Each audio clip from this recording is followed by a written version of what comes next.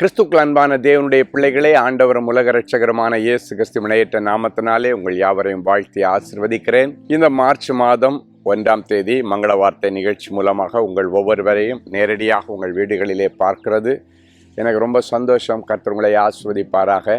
வருஷம் தொடங்கி 2 மாதம் ஃபாஸ்ட்டாக முடிஞ்சு போச்சு. 3ஆவது மாதத்தில் அடி எடுத்து வச்சிருக்கிறீங்க. கர்த்தர் இந்த புதிய மாதத்தை உங்களுக்கு நன்மையின் மாதமாக, உங்களுடைய சஞ்சலமும் தவிப்பும் ஓடிப்போகிற மாதமாக, உங்களுடைய துக்கத்தை எல்லாம் சந்தோஷமாய் மாற்றுகிற ஒரு மாதமாக மாற்றி தருவாராகன்னு சொல்லி ஆண்டவருடைய ஸ்தானாதிபதியாய் இந்த 1ஆம் தேதி உங்களை நிறைஞ்ச மனசில் நான் ஆசீர்வதிக்கிறேன்.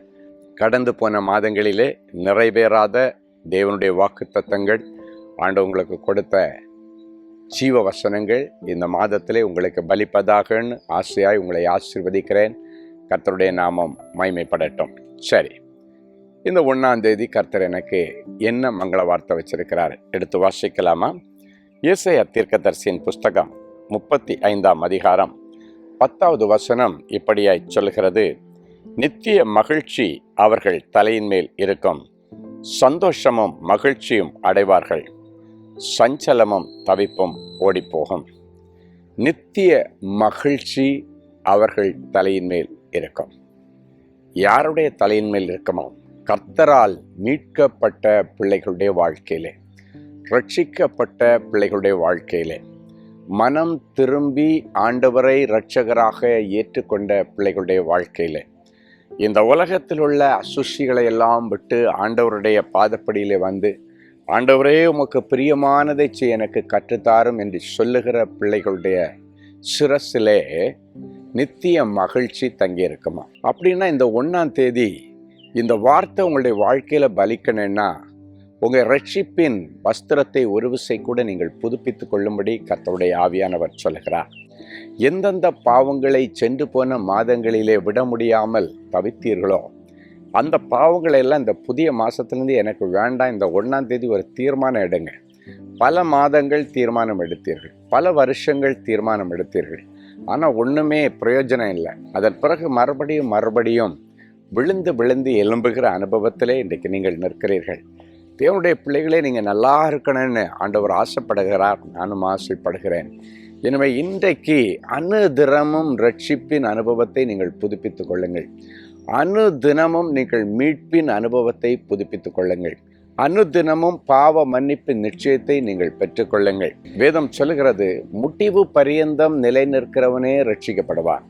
அப்படி இந்த ரட்சிப்பு, மீட்பு என்கிற அந்த பணி ஏதோ ஒரு நாள் ஒரு பாவத்திலிருந்து வெளியே வந்து மனம் திரும்புகிற அனுபவம் அல்ல. அனுதினமும் அந்த மனம் திரும்புதலின் கனியை கொடுக்கிற பிள்ளைகளாக தேவனுடைய பிள்ளைகள் இருக்க வேண்டும். இந்த 1ஆம் தேதியிலிருந்து நீங்கள் இதை கண்டிப்பாக உங்களுடைய வாழ்க்கையில் நீங்கள் கடைப்பிடிச்சு ஆண்டவருக்கு பிரியமில்லாத எல்லாத்தையும் தூக்கி எறிஞ்சிருங்க. அவைகள் உங்களுடைய சந்தோஷத்தை கெடுக்கிறவைகள், உங்களுடைய மகிழ்ச்சியை கலைக்கிறவைகள், இந்த உலகத்தில் உங்களுக்கு வேதனைகளை கொண்டு வருகிறவைகள். சில நிமிஷங்கள் அது வேண்டுமானால் உங்களுக்கு சந்தோஷத்தை கொடுக்கலாம், சில மணி நேரங்கள் உங்களுக்கு சந்தோஷத்தை கொடுக்கலாம், ஆனால் நித்திய மகிழ்ச்சியை தான் ஆண்டவர் உங்களுக்கு கொடுக்க விரும்புகிறார். இப்படி அந்த அநித்தியமான சந்தோஷங்களின் மேலே நீங்கள் பிரியப்பட்டு ஆண்டவர் தங்குகிற இந்த ஆலயமாகிய சரீரத்தை நீங்கள் தீட்டுப்படுத்திட்டீங்கன்னா, அதன் நிமித்தம் நித்திய மகிழ்ச்சியை நாம் இழந்து போவோம். ஸோ இன்றைக்கு மகிழ்ச்சி எல்லாருக்கும் வேணும், சந்தோஷம் எல்லாருக்கும் வேணும்னு விரும்புகிற பிள்ளைகளே, இந்த புதிய மாதத்தில் ஒரு தீர்மானம் எடுங்க. ஆண்டவரே, உமக்கு பிரியமில்லாத காரியத்திலிருந்து என்னை மீட்டெடுப்பீராக, என்னை தூக்கி எடுப்பீராக, அந்த பாவ சிந்தனையிலிருந்து என்னை மீட்டெடுத்து உமக்கு பிரியமானதை செய்ய எனக்கு கற்றுத்தாரன்னு நீங்கள் சொல்லும் பொழுது நித்திய மகிழ்ச்சி உங்கள் தலையின் மேலே தங்கி இருக்கும். மகிழ்ச்சிகரமான காரியங்கள் உங்கள் வாழ்க்கையில் நடக்கும். சந்தோஷமும் மகிழ்ச்சியும் உங்கள் வாழ்க்கையிலே நடக்கும். சஞ்சலமும் தவிப்பும் ஓடிப்போகும். கடந்த நாட்களில் நிறைய சஞ்சலங்கள், தவிப்புகள், சில காரியத்தில் தவிச்சிட்டு இருக்கிறீங்க, கடனில் தவிச்சிட்டு இருக்கிறீங்க, இந்த கடன்லேருந்து வெளியே வர முடியலையேன்னு தவிச்சிட்டு இருக்கிறீங்க, இந்த குறிப்பிட்ட வழக்கிலிருந்து வெளியே வர முடியலைன்னு தவிச்சிட்டு இருக்கிறீங்க. அந்த தவிப்புகள் எல்லாம் இந்த புதிய மாதத்திலே ஓடிப்போகும் என்று கர்த்தர் சொல்கிறார். சஞ்சலங்கள், வேதனைகள், கஷ்டங்கள், மன அழுத்தங்கள், மனப்போராட்டங்கள் எல்லாம் மாறும்.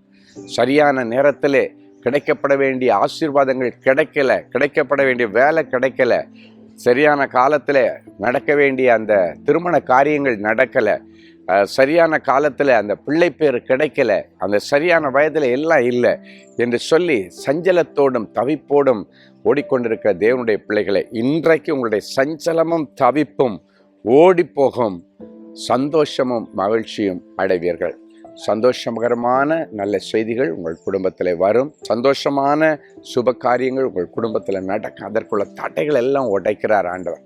தடைகளை உடைக்கிற ஆண்டவர் உங்களுக்கு முன் போய் வழிகளை எல்லாம் ஆயத்தம் பண்ணி இந்த மாதம் உங்களுக்கு ஒரு நன்மையின் மாதமாக, ஒரு சந்தோஷத்தையும் மகிழ்ச்சியும் உங்கள் வாழ்க்கையில கொண்டு வருகிற சந்தோஷமான காரியங்கள் நிறைவேறுகிற ஒரு மாதமாகவும் அமைவதாக நான் ஆசீர்வதித்து ஜெபிக்கிறேன். கர்த்தர் பெரிய காரியங்களை செய்வீராக. ஜெபிக்கலாமா? அன்பான ஆண்டவரே, உமக்கு நன்றி. ஒரு நல்ல மீட்பின் அனுபவம், ரட்சிப்பின் அனுபவம், மனம் திரும்புதலின் அனுபவத்தை இந்த புதிய மாதத்திலே என் பிள்ளைகளுக்கு நித்தார். இவர்கள் சிரசிலே நித்திய மகிழ்ச்சி இருக்கட்டும். சந்தோஷகரமான நிறைய நல்ல செய்திகள் உடைய வாழ்க்கையிலே நிறைவேறட்டும். சஞ்சலமும் தவிப்பும் ஓடிப்போகட்டும். என்னென்ன காரியங்களை குறித்து என் பிள்ளைகள் மன சஞ்சலத்தோடு, மனவேதனையோடு, மன கலக்கத்தோடு இருக்கிறாங்களோ எல்லாவற்றையும் இந்த 1ஆம் தேதி உங்கள் பாதப்படியில் நாங்கள் வைத்து ஜபிக்கிறோம். சஞ்சலமும் தவிப்பும் ஓடி போகட்டும். எந்த கடனில் தத்தளிச்சிட்டு தவிச்சிட்டு இருக்கிறாங்க, ஆண்டவரே என் பிள்ளைகளுடைய கடன்களை அடைக்க முடியும், ஏதாவது ஒன்று செய்யுங்கப்பா. என் பிள்ளைகளுக்கு அதற்காக நிரந்தர ஒரு வருமானத்திற்கு ஏதாவது வழி திறந்து விடுங்க ஆண்டவர். நிரந்தரமான வேலை கிடைக்கட்டாம்ப்பா. இவர்கள் பிரயாசப்படுகிற தேசத்தில் என் பிள்ளைகளுக்கு குடியுரிமையும் கிடைக்கட்டும், குடியிருக்க வீடு வாசலும் கிடைக்கட்டும், சந்தோஷமாய் வாழ நிரந்தர வேலையும் கிடைக்கட்டும். அது மட்டுமல்ல, என் பிள்ளைகள் எந்தெந்த ஆசீர்வாதங்களினால குறைவுபட்டிருக்கிறார்கள் அவைகள் எல்லாம் நிறைவேறட்டும். எல்லாவற்றுக்கும் மேலாக என் பிள்ளைகளுடைய வியாபாரங்கள் இவர்களுக்கு கை கொடுக்கட்டும், ஊழியம் சிறப்பாக இருக்கட்டும். இந்த 1ஆம் தேதி என் பிள்ளைகளுடைய மன வேதனைகளும் மன கலக்கங்களும் எல்லாம் உங்களோட பாதத்தில் இறக்கி வச்சாச்சு. இந்த மாத கடைசியில் கர்த்தர் எனக்கு என்னென்ன செய்தார் என்று என் பிள்ளைகள் பட்டியல் போட்டு சொல்ல கர்த்தர் அனுக்கிரகம் பண்ணு. இயேசுவின் மூலம் பிதாவே, ஆமென்.